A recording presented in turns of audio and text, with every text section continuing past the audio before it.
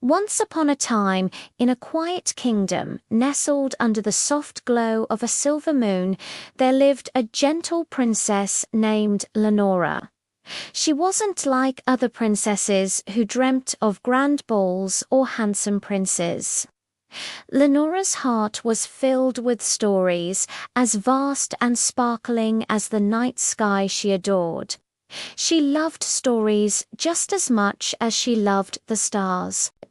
Every single evening, without fail, she would step out onto her grand balcony, her long hair shimmering in the moonlight.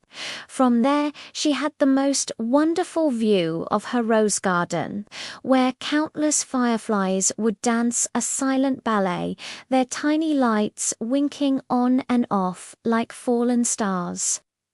It was her favorite time of day, a moment of peace and wonder. One particular evening, as the first stars began to appear, a royal messenger arrived, his steps hurried and his breath short. He carried a letter sealed with the ancient crest of the kingdom. With trembling fingers, Linora broke the seal. The parchment whispered of a legend, a story of a hidden garden, a place so magical that its blossoms held the power to heal the entire land, which had been suffering from a strange and persistent blight. But the path to this garden was not for the strong or the swift. The letter clearly stated, to reach it, one had to listen, not fight. A spark of determination lit up Linora's eyes. Her heart, already so full of stories and curiosity, now swelled with courage. This was a quest meant for her. She decided to go.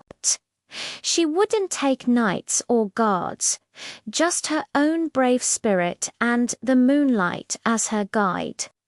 Her journey began in a moonlit forest where the trees whispered ancient secrets to the wind.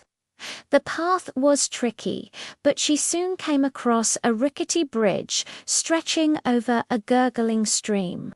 Just as she was about to cross, a small voice called out. It was a talking hare with soft grey fur and wise, knowing eyes. He offered to be her guide, and Linora, remembering the letter's advice to listen, gladly accepted. Deeper into the woods they ventured. The path grew fainter, and soon they came upon a weary traveller. His cart had a broken wheel, and he sat beside it, his head in his hands, looking utterly defeated. The talking hare nudged Linora, reminding her of her purpose.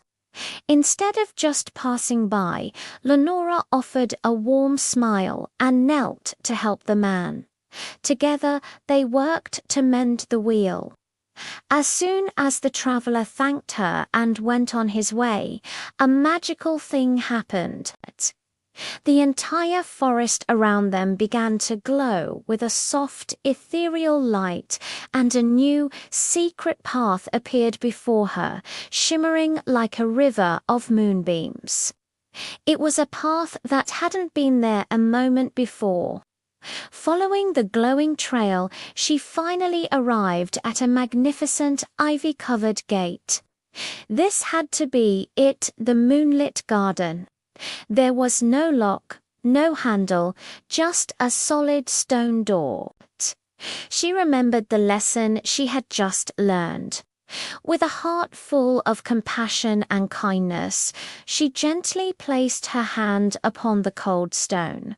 The gate didn't creak or groan. It simply swung open as if it had been waiting for her touch all along. Inside, the sight took her breath away. It was a world bathed in silver light. Flowers of every shape and color shimmered and seemed to hum a gentle, harmonious song under the gaze of the full moon. This was a place of pure magic and peace. Carefully, Linora gathered a bouquet of the glowing petals, their light warm against her skin. With her precious cargo, she returned to her kingdom. The journey back felt quicker, her steps lighter. As she shared the magical flowers, a wave of life spread across the land. Barren fields turned green, withered gardens bloomed with vibrant colors once again, and a feeling of hope, long absent, returned to the hearts of her people. It was a hope carried not by a sword, but by her gentle heart. And so, every night after that, Princess Linora would stand on her balcony, looking up at the vast star-dusted sky. She would watch the fireflies dance and remember the most important story of all her own. And she knew with absolute certainty that when you listen with kindness, your own story can bloom in the most beautiful and unexpected ways.